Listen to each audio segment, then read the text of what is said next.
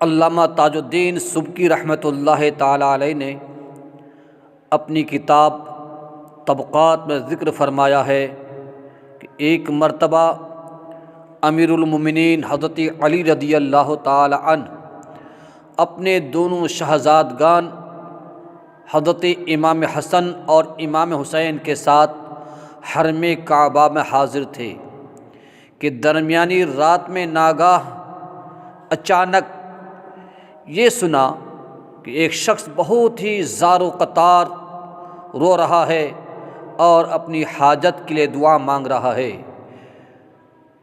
آپ نے حکم دیا اس شخص کو میرے پاس لاؤ۔ وہ شخص اس حال میں حاضر خدمت ہوا کہ اس کے بدن کی ایک کروٹ فالج زدہ تھی اور وہ زمین پر گھسٹتا ہوا آپ کے سامنے آیا۔ آپ نے اس شخص کو دیکھا۔ دیکھنے کے بعد آپ نے اس کا قصہ دریافت فرمایا۔ آپ نے فرمایا کہ تیری یہ پریشانی کس بنا پر ہے، کس وجہ سے تمہیں اس پریشانی میں مبتلا کیا گیا ہے؟ اس شخص نے عرض کیا، اے امیر المومنین، میں بہت ہی بے باکی کے ساتھ قسم قسم کے گناہوں میں دن رات منہمک رہتا تھا، دن رات گناہوں میں مبتلا رہتا تھا، اور میرا باپ جو بہت ہی صالح اور پابند شریعت مسلمان تھا، میرا باپ بہت ہی متقی اور پرہیزگار انسان تھا، بار بار مجھ کو ٹوکتا اور گناہوں سے منع کرتا رہتا۔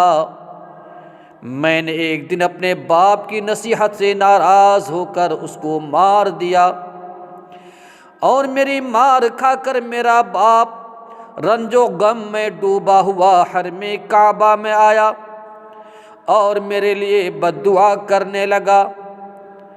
ابھی اس کی دعا ختم بھی نہیں ہو پائی تھی کہ بالکل ہی اچانک میری ایک کروٹ پر فالج کا اثر ہو گیا اور میں زمین پر گھسٹ کر چلنے لگا۔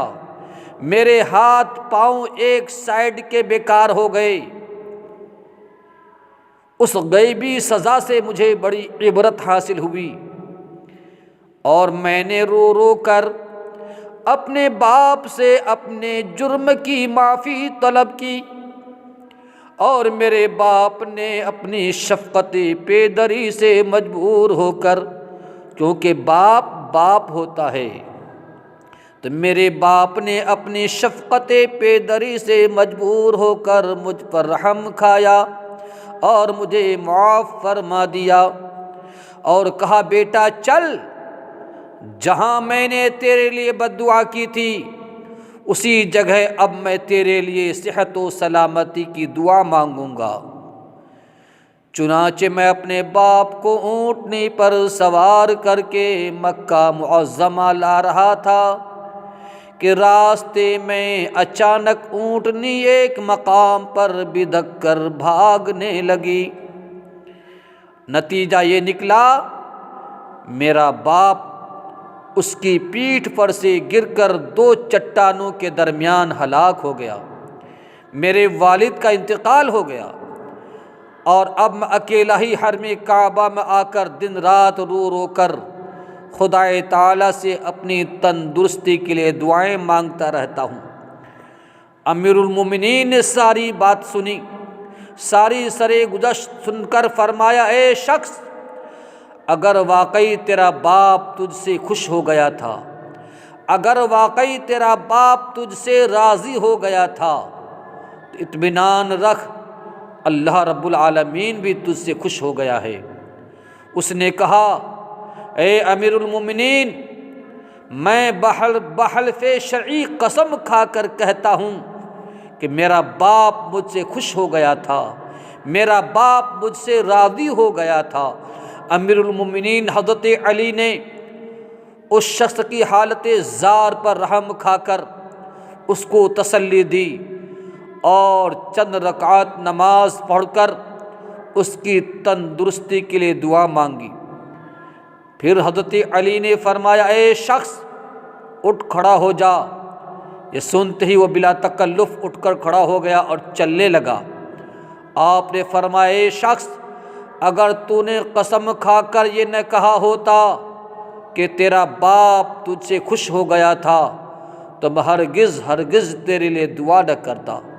مسلمانوں، حدیث پاک میں آتا ہے کہ 3 شخص کی دعا رائے گاہ نہیں جاتی ہیں، بلکہ اللہ رب العالمین 3 شخص کی دعا کو قبول اور مقبول فرماتا ہے۔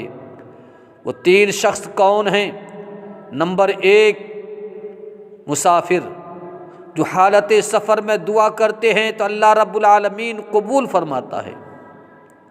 ایک مظلوم، جو ظالم کے ظلم سے تنگ آ کر دعا یا بد دعا کر دے تو اللہ تبارک و تعالی ضرور قبول فرماتا ہے۔ ایک ماں باپ اولاد کے حق میں دعا کر دیں تو اللہ تعالیٰ قبول فرماتا ہے، اور بد دعا کر دیں تو اللہ تبارک و تعالیٰ قبول فرماتا ہے۔ تو مسلمانوں، والدین سے دعا لینے کی کوشش کرو، والدین کی بد دعا کبھی مت لینا، ورنہ دنیا اور آخرت دونوں تباہ و برباد ہو جائے گی۔ اللہ رب العالمین ہمیں آپ کو سب کو عمل کی توفیق عطا فرمائے۔ آمین ثم آمین۔ السلام علیکم۔